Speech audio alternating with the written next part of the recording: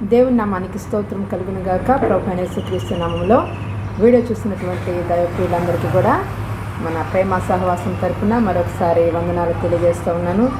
ప్రియులారా, మరి గత దినాల్లో మనము జ్ఞానవాక్కు కార్యక్రమాన్ని నిర్వహించాము. మరి ఈరోజు కూడా మరి చాలా కాలం పాటు ఈ జ్ఞానవాక్కు కార్యక్రమం ఆగిపోవటం జరిగింది. ఫోన్ సరిగా లేనందువలన దయచేసి క్షమించాల్సిందిగా ప్రభు పేరిట తెలియజేస్తూ ఉన్నాను. దేవుని వాక్యము ఆగిపోకూడదు. మనం ఎవరమైనాను ఆ వాక్యాన్ని ప్రకటించడం మన ధన్యత. కీర్తనాకారుడు భక్తులైనటువంటి కోరహు కుమారులు వ్రాస్తున్నటువంటి కీర్తన 84వ కీర్తనలో 12వ వచనంలో ఈ రీతిగా సెలవిస్తూ ఉన్నాడు. సైన్యములకు అధిపతియగు యెహోవా, నీయందు నమ్మిక ఉంచువారు ధన్యులు. చిన్న ప్రార్థన చేసుకుందాం. పరిశుద్ధాత్మ తండ్రి, మీకు వందనాలు స్తోత్రాలు చెల్లిస్తూ ఉన్నాం. చదవబడినటువంటి వాక్య భాగం ద్వారా నీ ప్రజలను దర్శించండి, బలపరచండి. పరలోక దివ్యమైనటువంటి వర్తమానాన్ని విడుదల చేసి మహిమ పొందమని యేసు నామములో ప్రార్థించి అడిగి వేడుకుంటున్నాం తండ్రి, ఆమేన్. సైన్యములకు అధిపతియగు యెహోవా. మరి ఈయన సామాన్యమైనటువంటి వ్యక్తి కాదు, సాక్షాత్తు దేవాది దేవుడు. ఆయన సైన్యములకు అధిపతి. ఆయన పేరు యెహోవా, అంటే ఆయన స్వయంభవుడు.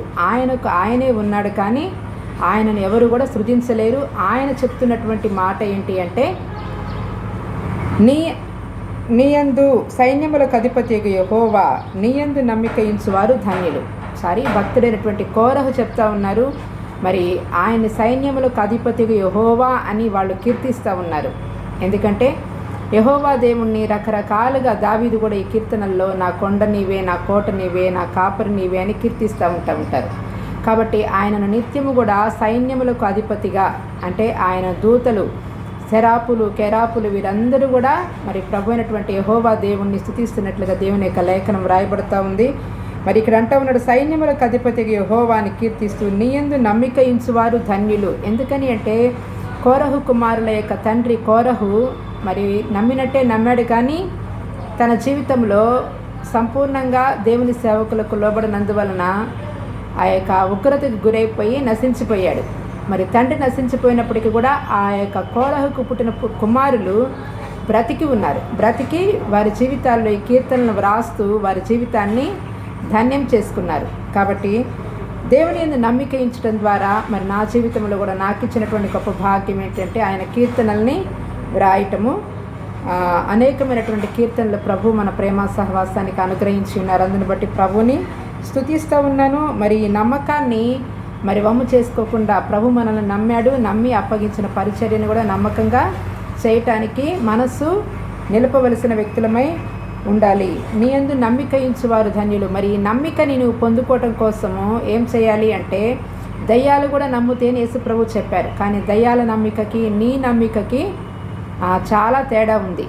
మరి దయ్యములు నమ్మిక మరి సర్వోన్నతుడైన దేవుని కుమారుడా, నాతో నీకేమి పని అని చెప్పేసానని సేనల నుండి మాట్లాడతాయి. కానీ నీ నమ్మిక పవిత్రమైన నమ్మికగా ఉండాలి. మరి ఆ పవిత్రమైన నమ్మిక నీకు ఉండాలి అంటే ఈ పవిత్రమైనటువంటి గ్రంథాన్ని జాగ్రత్తగా చదువుకోవాలి. ఇందులో మరి రాయబడిన సంగతులు నువ్వు వినాలి. ఈ సంగతులు నీవు గైకొంటే నీ జీవితము నమ్మికలో కొనసాగుతుంది, ధన్యతలో కొనసాగుతుంది. May God bless you.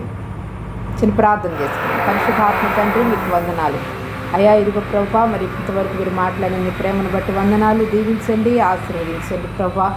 మా నమ్మికను నాయన మీరు కాపాడండి. మీలో మేము ఉండటానికి అంతం వరకు నాయన నిన్ను మాత్రమే నమ్మటానికి మాకు సహాయం చేయండి ప్రభా. నీలో నిలిచి ఉంటూ నా ప్రభా ఈ యొక్క పవిత్రమైన నమ్మికను కాపాడుకోవడానికి కూడా నీ కృపను అనుగ్రహించండి.